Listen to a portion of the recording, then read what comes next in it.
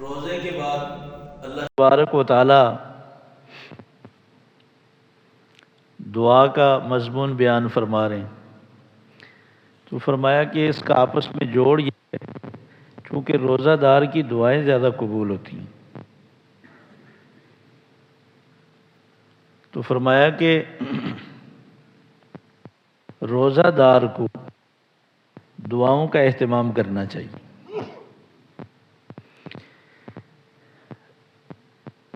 پہلے روزہ رکھنے کا حکم دیا اور پھر فرمایا میں قریب ہوں۔ اللہ کے قریب ہونے کا ذریعہ نیک اعمال ہیں۔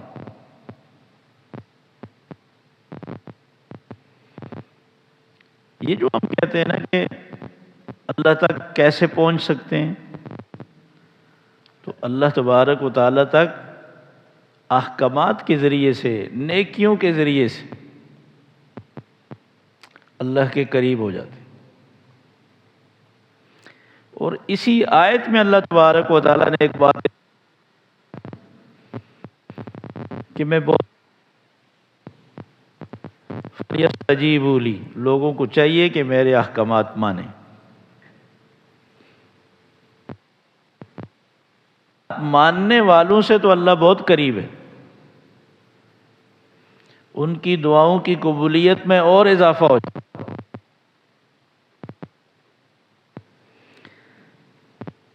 اچھا، قریب میں بھی کیا حد ہے؟ والی بھی قریب ہیں، سامنے والی بھی قریب ہے، بائیں طرف والی بھی قریب ہیں، جو بالکل ایک گز کے فاصلے قریب ہیں، اور جو دروازے کے پاس وہ بھی قریب ہیں، جو دروازے کے پاس ہیں وہ بھی قریب ہیں، قریب ہیں، وہ کون سے دور ہیں؟ وہ بھی قریب ہیں۔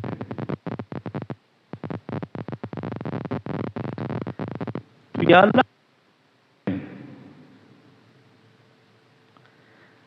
ہم کتنی آواز سے آپ کو پکاریں تو آپ ہماری فریاد سن لیں گے؟ تو فرمایا نحن اقرب الیہ من حبل الورید، میں تمہاری شارک سے بھی زیادہ قریب ہوں۔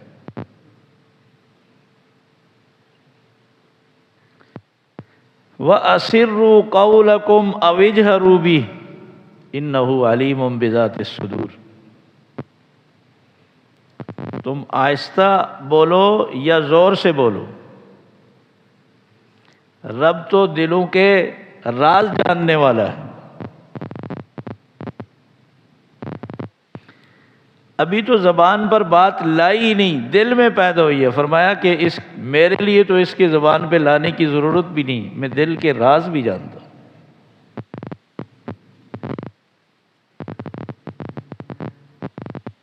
فرمایا اجیب دعوت الداع، کوئی بھی پکارنے والا ہو، اس میں مسلمان ہونے کی بھی شرط نہیں لگائی۔ وہ پکارنے والا، مجھ سے مانگنے والا کوئی بھی ہو، اور اس میں تو متقی اور پرہیزگار ہونے کی بھی شرط نہیں لگائی کہ مجھے پکارنے سے پہلے تہجد کا اہتمام کرو تو میں تب تمہارے قریب ہوں گا، تب سنوں گا، ورنہ میں قبول ہی نہیں کرتا۔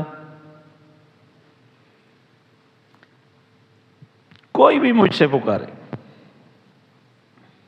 سبحان اللہ، اس کی تو صفت ہے نا غفور الرحیم۔ غفور الرحیم کس کو کہتے ہیں؟ جو فرما برداروں کو دے، نافرمانوں کو نہ دے۔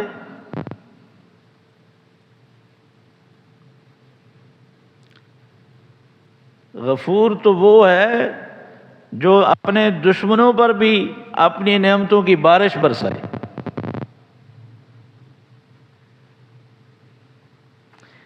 رحمان تو وہ ہے۔ یہ مسلمان نے کیا عقیدہ بنا لیا کہ صرف ان کی سنتا ہے جو اس کے برگزیدہ ہیں، ہماری سنتا نہیں، ان کی موڑتا نہیں۔ یہ عقیدہ اللہ کی توہین ہے۔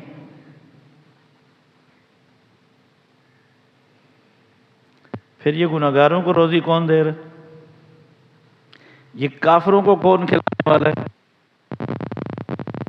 یہ نافرمانوں کو اولاد دے گا؟ مسلمان تو مزارات پہ چلا جائے گا، یہ کافر تو مزارات پہ نہیں مانتے، وہ تو کسی جگہ چادر نہیں چڑھاتے، ان کا کاروبار کون چلا رہا ہے؟ انہیں روزیاں کون دینے والا ہے؟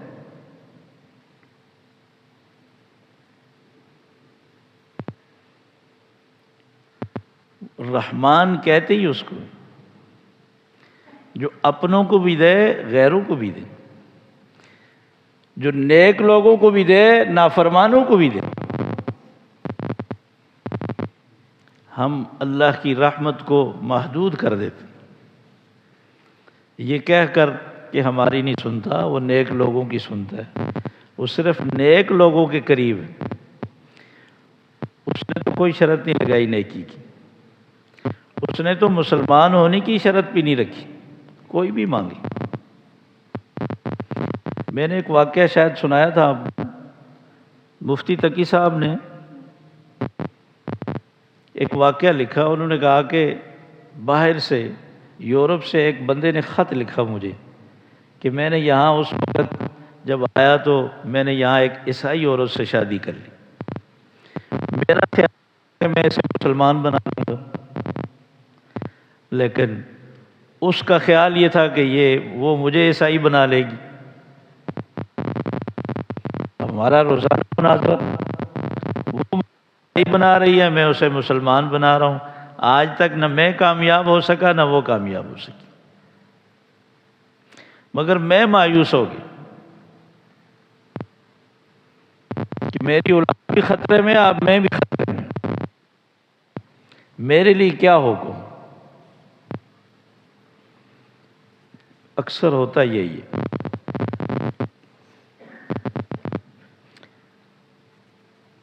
جہاں اپنا ایمان خطرے میں ہو نا، وہاں کسی غیر مسلم سے شادی کی اجازت نہیں ہے۔ ایمان کی حفاظت فرض ہے۔ تو اب مجھے کیا کرنا چاہیے؟ میں اسے منوا نہیں سکا آج تک، تو حضرت فرماتے ہیں میں نے اس کو کہا کہ خبردار اس کو مسلمان ہونے کی دعوت نہیں دینا،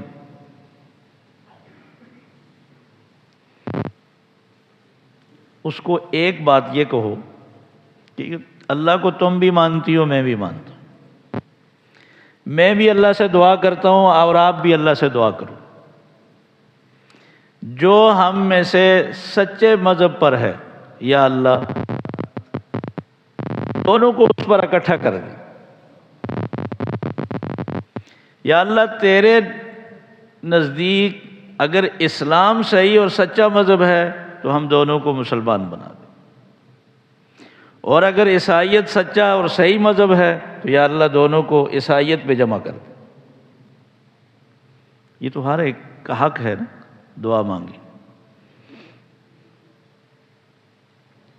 وہ کہتا ہے چند دن گزرے تھے، ہم سفر میں تھے، تو ایک جگہ رکے، میں دکان پہ کوئی چیز لینے گیا تو واپس آیا تو اسٹیرن پہ سر رکھ کر وہ زاروں قطار رو رہی تھی۔ میں نے پوچھا کیا ہوا؟ اس کو بات ہی نہ کر سکی، بڑی مشکل سے ضبط کرنے کے بعد اس نے کہا کہ بس آج سے میں مسلمان ہوتی ہوں۔ میں نے کہا تمہیں کس نے سمجھا دیا؟ میں تو تھک گیا تھا سمجھا سمجھا کے، کیسے تم پر یہ بات کھل گئی کہ اسلام ہی سچا مذہب ہے اور اسلام ہی صحیح ہے؟ کہنے لگی بس اب میرے دل نے فیصلہ کر دیا کہ مجھے مسلمان ہونا۔ بتائیے وہ کس کے پاس گئی تھی؟ وہ اس کے پاس گئی جس کے پاس ہی جانا چاہیے، اس سے مانگا جس سے ہی مانگنا چاہیے۔ ہم مخلوق سے مانگتے مانگتے تھک جاتے ہیں اور پھر مایوس ہوتے ہیں۔ وہ کہتا ہے اجیب دعوت الداعی اذا دعان، جب بھی کوئی مجھے پکارے گا، چاہے وہ گناہگار ہو یا نیک ہو، وہ مجھے ماننے والا ہو یا مجھے نہ ماننے والا اس کی دعا ضرور قبول کرتا ہوں۔ ہم اللہ پہ تو چھوڑیں، جو چیزیں اللہ پہ چھوڑنے کی ہیں وہ ہم خود کرنے لگ جاتے ہیں۔ توحید اور شرک میں فیصلہ کرنا اس پرفتن زمانے میں مشکل ہے۔ آپ اللہ پہ چھوڑ کر اللہ سے مانگیں کہ یا اللہ مجھے کامل توحید نصیب فرما، مجھے شرک سے کی ہوا سے بھی محفوظ فرما، اور یا اللہ جو شرک کی ملاوٹ ہے ہر چیز میں، یا اللہ میرے اوپر کامل طریقے سے کھول دے تاکہ میں زندگی میں توبہ تائب ہو جاؤں۔ پھر دیکھیں اللہ تبارک و تعالیٰ توحید اور شرک میں فرق کیسے کھولتے ہیں، کیسے سمجھاتے ہیں۔ یہ اللہ تبارک و تعالیٰ نے خود سے کہا ہے، تزغ قلوبنا بعد اذ ہدیتنا وہب لنا من لدنک رحمہ، کہ یوں مانگو اے ہمارے پروردگار ہدایت دینے کے بعد اب ہمیں ہدایت سے نہ پھیر دینا۔ قدم قدم پر امتحان اور آزمائش، کسی وقت بھی کوئی آدمی پھر سکتا ہے۔ تو فرمایا فَلْيَسْتَجِيبُوا لِي وَلْيُؤْمِنُوا، لوگوں کو بھی چاہیے جس طرح میں ان کی دعائیں قبول کرتا ہوں تو وہ بھی تو میرے احکامات قبول کریں، میں جیسے ان کی باتیں سنتا ہوں، مانتا ہوں، پوری کرتا ہوں تو وہ میری بات بھی تو مانیں۔ وَلْيُؤْمِنُوا بِي، اور مجھ پر ایمان رکھیں، غیروں پر ایمان نہ رکھیں، مجھ پر یقین رکھیں کہ میں سنتا ہوں، میں دینے والا ہوں، یہ اختیارات میرے ہیں، مخلوق کے پاس کچھ نہیں رکھا، اور میرے اختیارات میں کوئی شریک نہیں ہے۔ سورہ مومن میں فرمایا ادعونی استجب لکم، ساری کائنات کو مخاطب کر کے فرمایا مجھے پکارو، مجھ سے مانگو۔ اس میں کی شرط ہے نمازی کی سنوں گا، اس میں کی شرط ہے روزہ دار کی سنوں گا، اس میں کی شرط ہے کہ میں جو تہجد پڑھنے والا ہوگا، جو حج اور عمرہ کرنے والا ہوگا، جو بیت اللہ میں کھڑا ہو کر مانگے گا اس کی سنوں گا۔ اجیبوا ادعونی استجب لکم، کہتے ہیں دیکھیں بڑے آدمی کے پاس جانے کے لیے کتنے واسطوں کی ضرورت پڑتی ہے، ہم اللہ سے ڈائریکٹ کیسے مانگیں؟ ہمارا تو اتنا مقام نہیں، اتنے اعمال نہیں، ہم اس کو ڈائریکٹ کیسے پکاریں اور کیسے ہم اس تک پہنچ سکتے ہیں؟ سورہ نحل میں اللہ تبارک و تعالیٰ فرماتے ہیں فلا، یہ لوگوں کی مثالیں اللہ کے لیے مت بیان کرو کہ بڑے لوگوں تک نہیں پہنچ سکتے تو اللہ تک کیسے پہنچیں، دوسری حد تک بغیر زینے کے نہیں جا سکتے تو اللہ تک بغیر وسیلے کے کیسے پہنچیں گے؟ فرمایا یہ مثالیں مخلوق کے لیے، تو یا اللہ ان وسیلوں کی آپ کو ضرورت نہیں، ان واسطوں کی آپ کو ضرورت نہیں، اس کی کیا دلیل ہے؟ فرمایا ان اللہ یعلم وانتم لا تعلمون، مخلوق میں اور یہ فرق ہے، مخلوق کے واسطوں کے بغیر انہیں کیا پتہ ہے کون پریشان ہے، کس کی کیا ضرورت ہے۔ وہ کوئی ان کے قریب پہنچے گا تو ان کو بتائے گا نا کہ فلاں کی یہ ضرورت ہے، تو ساری کائنات کے ذرے ذرے سے واقف ہے۔ اللہ کو تب پتہ چلے گا جب کوئی جا کر بتائے گا کہ فلاں بیمار ہے، اللہ کو تب پتہ چلے گا کہ کوئی جا کر کہے کہ فلاں بھوکا ہے اس کو روزی چاہیے، اللہ کو تب پتہ چلے گا کوئی جا کر کہے کہ یا اللہ فلاں آدمی گر گیا ہے، اب وہ تکلیف میں ہے، اس کی تکلیف دور کرنی ہے۔ فرمایا ان اللہ یا اللہ آپ کا علم کتنا ہے؟ فرمایا ان اللہ لا یخفی علیہ شیء فی الارض، آسمان و زمین کا کوئی ذرہ اللہ سے چھپا ہوا نہیں، اس سے کوئی چیز پوشیدہ نہیں۔ امن یجیب المضطر اذا دعاہ ویکشف السوء، کون ہے اس کائنات میں مجبور لوگوں کی فریادیں سننے والا، اور کون ہے ان کی تکلیفوں کو دور کرنے والا جب وہ اسے اپنی جگہ سے پکارتے ہیں؟ فرمایا کہ الہ مع اللہ، اللہ کے علاوہ کوئی اور ہے جو اس طرح مجبور لوگوں کی، لاچار اور پریشان لوگوں کی مجبوریاں سنے اور دور کرے؟ یا اللہ، یہ تو خشکی کی بات ہے کہ زمینی شہروں میں، دیہاتوں میں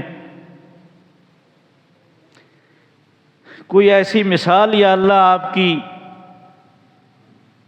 کہ کوئی واسطہ نہ ہو، کوئی قریب میں پھٹک بھی نہ سکتا ہو، آپ کو کوئی پکارے اور آپ اس کی مشکل اور پریشانی کو دور کر دیں۔ فرمایا کھولو قرآن مجید، سورہ انبیاء میں میرے یونس کی جو پریشانی ہے، جو میرے یونس کا واقعہ ہے، اس کو دیکھو۔ وَظَنُّونِ ذَهَبَ مُغَاضِبًا فَظَنَّ أَن لَّن نَّقْدِرَ عَلَيْهِ فَنَادَىٰ فِي الظُّلُمَاتِ أَن لَّا إِلَٰهَ إِلَّا أَنتَ سُبْحَانَكَ إِنِّي كُنتُ مِنَ الظَّالِمِينَ۔ اللہ تبارک و تعالیٰ نے یہ مجھے اور آپ کو سمجھانے کے لیے یونس علیہ السلام کو سمندر کی تہہ میں پہنچا کر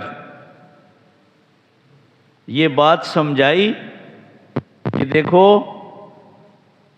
نیک لوگوں کی مشکلات کو بھی آسان کرنے والا وہ اللہ ہے، اور میرے نبیوں کو بھی جب کوئی پریشانی آئے نا تو پھر وہ مجھے ہی پکارتے ہیں۔ فنادیٰ فی الظلمات، ایک اندھیرا نہیں، کئی اندھیروں میں، رات کی تاریکی، پانی کا اندھیرا، مچھلی کے پیٹ کا اندھیرا۔ فرمایا کئی اندھیروں میں یونس نے مجھے پکارا، لا الہ الا انت، یا اللہ میں بڑی مشکل میں پھنسا ہوں، اس کائنات میں تیرے سوا کوئی مشکل کشا نہیں، دور سے کوئی غائبانہ کسی کی پکار سننے والا نہیں سوائے تیرے، آج میری اس مشکل کو دور کر دے۔ فرمایا میں نے اس کی مشکل دور کر دی۔ آپ دیکھیں تو صحیح، یونس علیہ السلام کشتی میں بیٹھے، وہ کشتی ٹھیک چل رہی تھی، بور میں گئی، اب کشتی ڈوبنے لگی۔ سب نے کوشش کی کہ کسی طرح کشتی نکل جائے، لیکن سب نے یہ سوچ لیا کہ کشتی میں وزن زیادہ ہے، سواریاں زیادہ بیٹھ گئی ہیں، اور ایسا اس سے پہلے کبھی نہیں ہوا۔ کوئی بندہ ایسا بیچ میں آیا ہے جو بغیر اجازت کے وہ اس پہ سوار ہو گیا ہے، تو یہ اللہ کی پکڑ میں آ گئی۔ آج سوائے اللہ کے کوئی نہیں بچا سکتا، سواریاں کم کرنے کے علاوہ کوئی چارہ نہیں۔ اب کم کریں تو کس کو کم کریں؟ کوڑا ڈالا، جس کا نام نکلے گا اس کو کشتی سے نکلنا ہو، تو نام یونس علیہ السلام کا نکلا۔ سبحان اللہ، وہ کافر بھی سمجھ گئے کہ اتنا نورانی چہرہ، یہ اتنا خوبصورت، اتنا نور برس رہا ہے جن کے چہرے پہ، یہ تو غلط نہیں ہو سکتی، غلط اگر کوئی ہے تو ہم میں سے۔ انہوں نے کہا نہیں، پھر نام ڈالو، پھر کوڑا ڈالا تو پھر انہی کا نام، پھر کوڑا ڈالا تو پھر انہی کا نام۔ اب بھی وہ لوگ ذہنی طور پر تیار نہیں تھے یونس علیہ السلام کو۔ یونس علیہ السلام نے فرمایا، او بھائی غلطی مجھ سے ہوئی ہے، میں اللہ کا حکم آنے سے پہلے شہر چھوڑ کر آ گیا، شاید اللہ ناراض ہیں۔ یونس علیہ السلام نے کشتی سے چھلانگ لگا دی، اور یہ بات بھی اللہ نے مجھے اور آپ کو سمجھانی تھی کہ دیکھو، اللہ کے زندہ نبی کشتی میں بیٹھے ہیں، اگر یہ بیٹھے رہے تو کشتی ڈوب جائے گی، سارے غرق ہو جائیں گے۔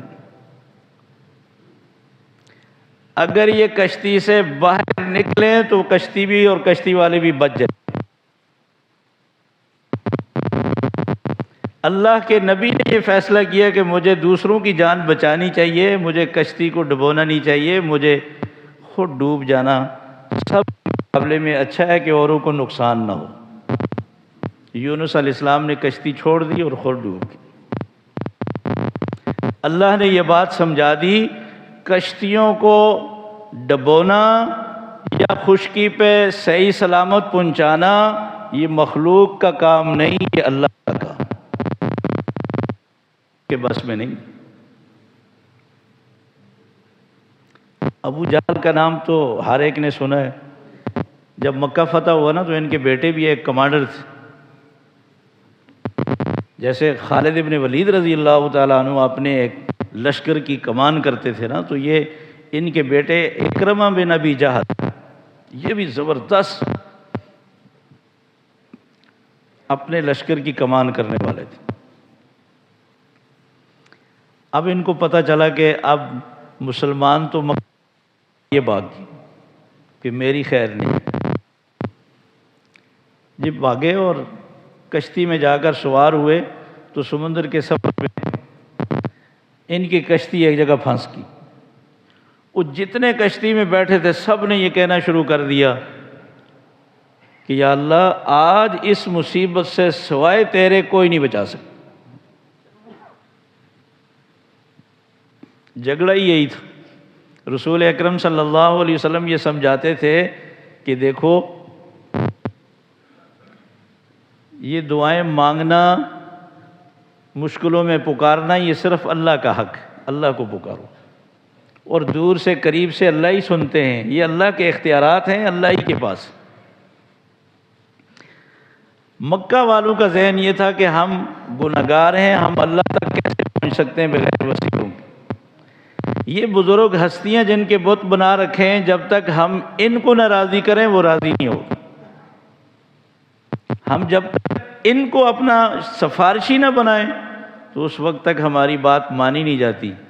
سورہ یونس میں فرمایا کہ مکہ والے کہتے ہیں ہؤلاء شفعاؤنا عند اللہ، یہ ہماری سفارشی ہیں، ہم اپنی فریاد ان تک پہنچاتے ہیں اور یہ اللہ تک پہنچا دیتے ہیں۔ بس اتنی سی بات۔ ما نعبدهم الا ليقربونا الى الله زلفى، یہ ہمیں اللہ کے قریب کر دیتے ہیں۔ تو اکرمہ دیکھتے رہے، کہنے لگے یہی تو بات ہمیں سمجھا رہے ہیں وہ جو نبی ہیں، ہم ان کی یہ بات ماننے کے لیے تیار نہیں، اور آج سب اس ایک اللہ کو پکار رہے ہیں اور سب کہہ رہے ہیں یا اللہ تو ہی بچا سکتا ہے، تیرے سوا کوئی نہیں بچا سکتا۔ تو پھر اس ذلت کی زندگی سے اچھا نہیں کہ انہیں کی بات مانیں اور رہ کر گزاریں۔ کہتے ہیں میرے دل میں یہ چوٹ لگی، اسی وقت میں نے فیصلہ کر لیا کہ بات وہی صحیح ہے جو اللہ کے نبی کہہ رہے، کہ اگر اس سمندر کے بیچ میں اس مشکل میں اور اس پریشانی میں اس کے علاوہ کوئی نہیں بچا سکتا تو پھر خوشی میں بھی اس کے علاوہ کوئی نہیں بچا سکتا۔ وہ گناہگار سے گناہگار کی بھی سنتا ہے، اور اللہ تبارک و تعالیٰ نے یہ شکوہ کیا ہے کہ جب تم سمندر میں پھنستے ہو تو پھر مجھے پکارتے ہو، جب خشکی پہ اترتے ہو تو پھر شرک کرتے جاتے ہو۔ تو فرمایا مجھے پکارو، تم گناہگار ہو یا نیک ہو میں تمہاری سنوں گا۔ اچھا ہم رکوع میں کہتے ہیں نا سبحان ربی العظیم، یہ صرف نیک لوگ کہتے ہیں یا سب کہتے ہیں؟ سب نمازی کہتے ہیں نا، جو پہلے دن پہلی نماز پڑھے وہ بھی کہتا ہے نا سبحان ربی العظیم۔ میرا رب جو بڑی عظمت والا ہے وہ ہر طرح کے شریکوں سے پاک ہے، اس کا مطلب یہ ہے وہ اکیلا ہے، اس کا کوئی شریک نہیں۔ رکوع میں تعریف کی سبحان ربی العظیم سبحان ربی العظیم سبحان ربی العظیم۔ اب رکوع سے اٹھتے ہوئے کیا کہتا ہے؟ سمی اللہ لمن حمدہ۔ یہ صرف امام کہتا ہے یا ہر نمازی کہتا ہے؟ جماعت میں جب ہونا تو امام کہے گا سمی اللہ لمن حمدہ، پیچھے والے نہیں کہیں گے۔ پیچھے والے نمازی کہیں گے ربنا لک الحمد، ربنا لک الحمد، واو کے ساتھ بھی صحیح ہے لک الحمد بھی ٹھیک ہے، اللہم ربنا ولک الحمد بھی ٹھیک ہے، اللہم ربنا لک الحمد یہ بھی صحیح ہے، چاروں طرح حدیث میں آتا ہے۔ امام نے کہا سمیع اللہ لمن حمدہ، اور پیچھے سب نے کہا ربنا لک الحمد۔ اب اس کا معنی سنیں، سمیع اللہ، امام نے کہا اللہ سنتا ہے، اللہ سنتا ہے ہر اس کی بات جو اس کی تعریف کرے، اللہ کی جو بھی تعریف کرے گا اللہ اس کی سنتا ہے۔ وہ تو سارے نمازی ایک دم اللہ کی تعریف میں لگ جاتے ہیں، ربنا لک الحمد، یا اللہ سب تعریفیں تیرے لیے۔ اور اکیلے جب پڑھ رہے ہوں تو وہ خود رکوع میں اللہ کی تعریف کر کے پھر کہتا ہے سمیع اللہ لمن حمدہ، اللہ نے اس کی سن لی جس نے اللہ کی تعریف کی، یہ اپنی زبان سے کہہ رہا ہے، اور پھر خود اللہ کی تعریف میں لگ جاتا ہے، ربنا لک الحمد، اے ہمارے پروردگار سب خوبیاں سب تعریفیں تیرے لیے ہیں، تیرے اختیارات میں کوئی شریک نہیں۔ اور جب سلام پھیرتا کہتا ہے وہ تو میری سنتے ہی نہیں۔ نماز میں کیا کہا رکوع سے اٹھتے وقت سمیع اللہ لمن حمدہ، اللہ اس کی سنتا ہے جو اس کی تعریف کرے، اور پھر تعریف بھی کرتا ہے، اور سلام پھیرنے کے بعد کہتا ہے وہ تو میرے گناہگار کی سنتے ہی نہیں۔ ہم عربی سے اتنے دور ہیں، ہم نماز سے اتنے نابلد ہیں، زبان سے ہم کچھ کہتے ہیں اور عملاً ہم کچھ کر رہے ہیں۔ ہم نماز میں بار بار، نماز ہماری شروع ہی اس سے ہوتی ہے، سبحانک اللہم، اے اللہ تیری ذات ہر طرح کے شریکوں سے پاک ہے۔ یہ بیچ میں کوئی واسطہ ہے؟ یہ سن رہا ہے نا کہ اس کو براہ راست مخاطب کر کے نمازی کہہ رہا ہے، وَتَبَارَكَ اسْمُكَ، اے اللہ تیرا نام بہت برکت والا ہے، وَتَعَالَى جَدُّكَ، اے اللہ تیری شان اور بزرگی بہت بلند و بالا ہے، وَلَا إِلَٰهَ غَيْرُكَ، اے اللہ تیرے سوا کوئی الہ نہیں،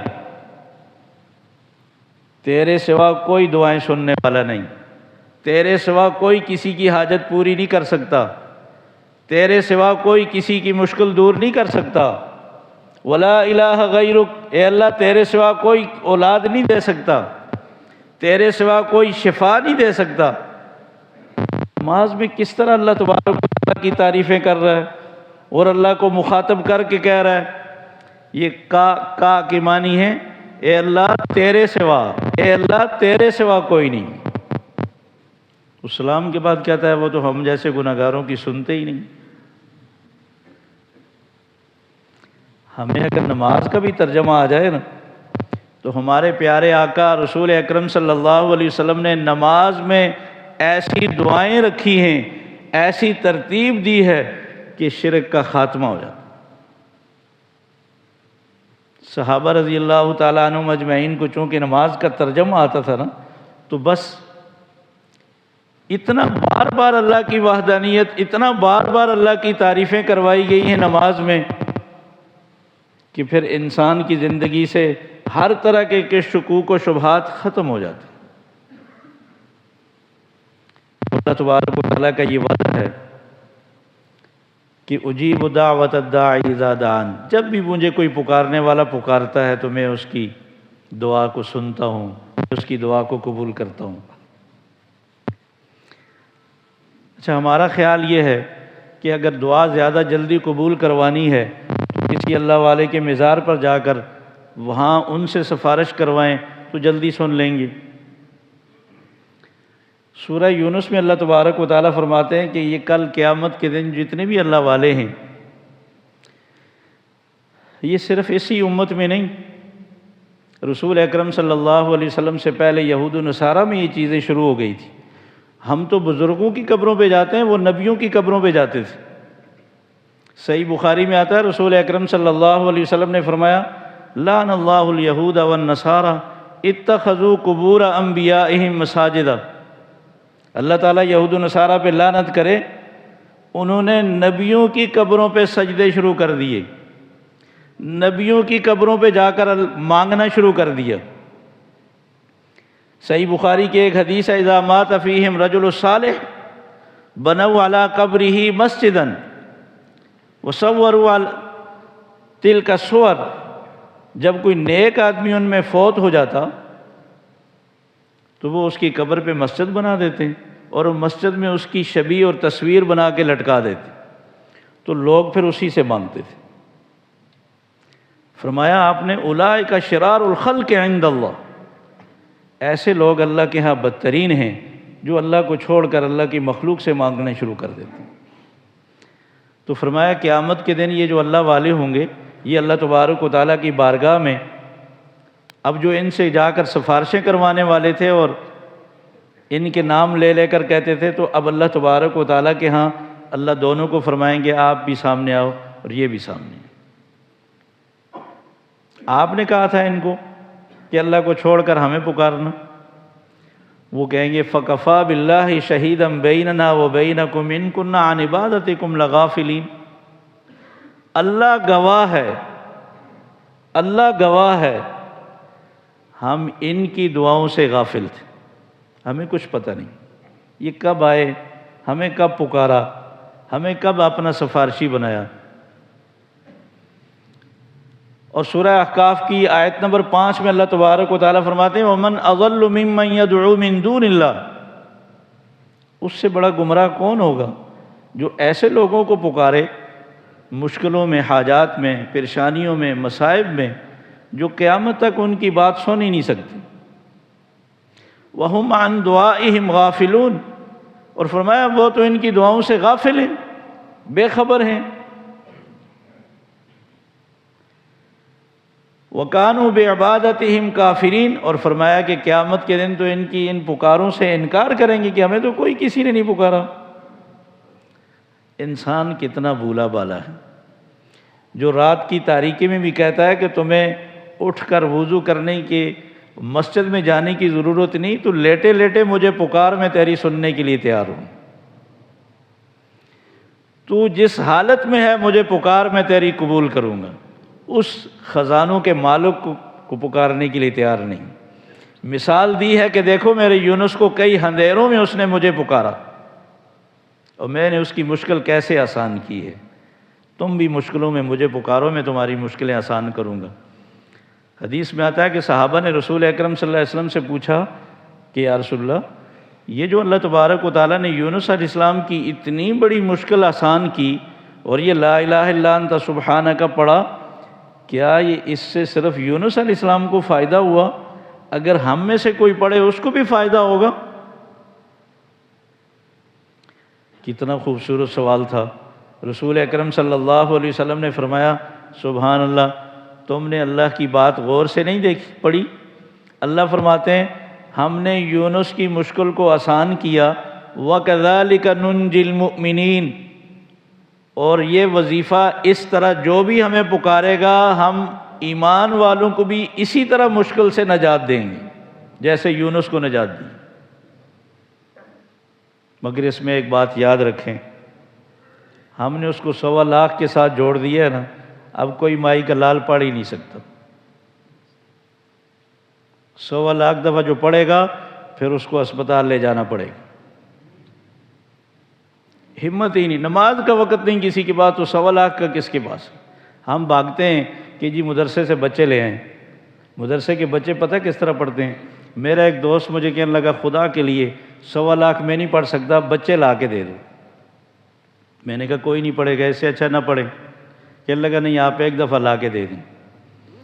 میں نے ایک کو فون کیا، اس نے بچے بھیج دیے، صرف 10 منٹ میں انہوں نے 1.25 لاکھ دفعہ پڑھ دیے، صرف 10 منٹ میں۔ وہ دوست آیا میرے پاس ہاتھ جوڑ کر کہنے لگا خدا کے لیے ان سے کہو 10 منٹ میں تم نے کیسے پڑھ لیا؟ میں نے کہا جیسے میں نے پہلے تمہیں کہا تھا ویسے پڑھ لیا۔ انہوں نے کہا ایک دفعہ اور پڑھ لیں، ان بچوں نے کہا ٹھیک ہے، صرف 10 منٹ میں ایک اور 1.25 لاکھ دفعہ پڑھ دی۔